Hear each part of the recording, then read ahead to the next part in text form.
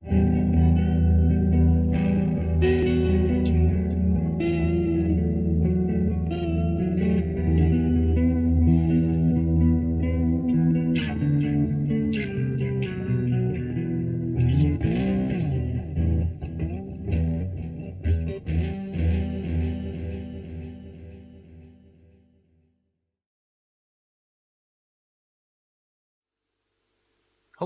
and welcome to Timestream. Today we're going to talk about the First Scottish War of Independence. Independence from whom, you might ask? The answer to that is England, but it's kind of complicated.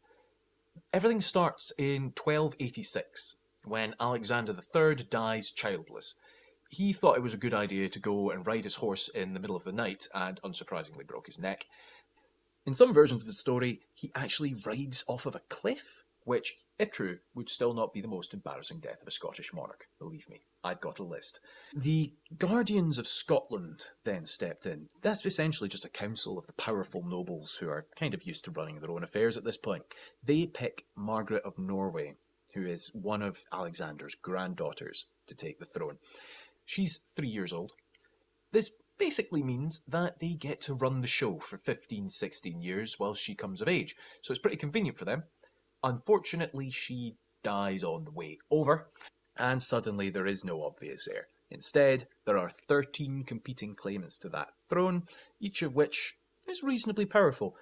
One of them, for example, is a gent called Robert Bruce. I hope you're paying attention because that's going to come up again. These guys are all quite powerful, and the Guardians of Scotland want to avoid a civil war. So they think to themselves, what we need is some form of neutral adjudicator. Somebody who can all trust to come in and make a good decision.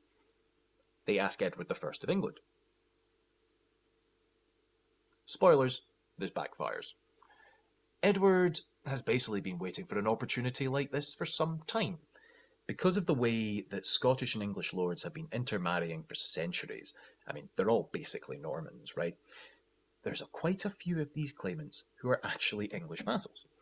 Kel's surprise, one of them ends up being Edward's preferred candidate.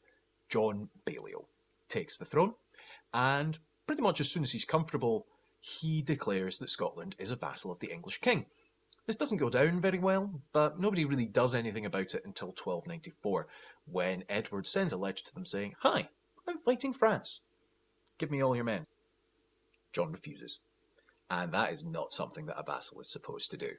So Edward, instead of invading France, shows up in Scotland with a massive army, kicks 7 shades of tar out of John Balliol, exiles him, and takes over the whole show for himself. This is going all right for a couple of years, and then a bloke about whom you may have heard decides, you know what, actually, no thanks. That gentleman is William Wallace. He did indeed begin a rebellion. There was much fighting. That is pretty much the point where Braveheart and reality part ways.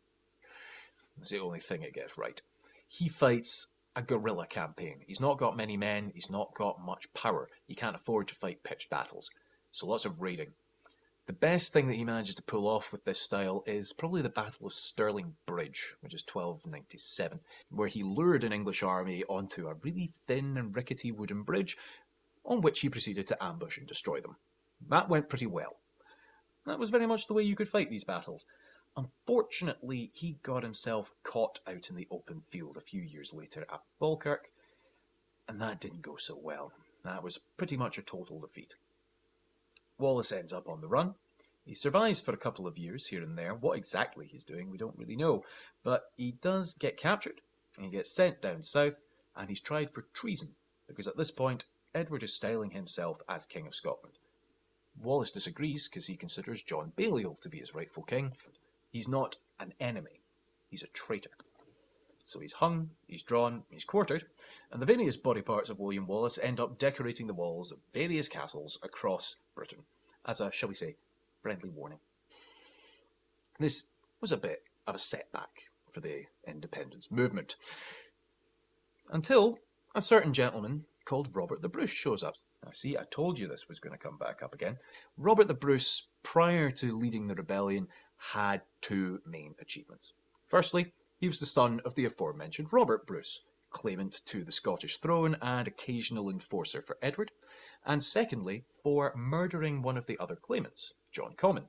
He decided to meet him in a church to talk about peace, and he stabbed him to death right there in the church. Didn't go down well. The Pope excommunicated him for it. These were his primary achievements at this stage. Robert the Bruce is many things, but traditional, legendary national hero he is not.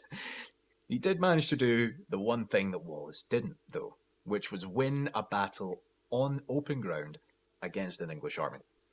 The Battle of Bannockburn, which was in 1314, was very much the final event of this war, where he managed to defeat an English army in the open field. Admittedly, it helped that Edward I was dead, and that his heir, Edward II, was, and this is the nicest way I can say it, incompetent. It also helped that Bannockburn was actually quite marshy ground, and English cavalry charges had no effect. The moral to take away from this story is that Scottish military victories generally come down to some form of cheating. But the fact remains that he won, and he managed to break power in that region for quite a long time. The result of all of this was the declaration of Arbroath in 1320, when the nobles and the clergy wrote a letter to the Pope saying, "Excommunicating our king is really quite inconvenient. Could you maybe not do that?"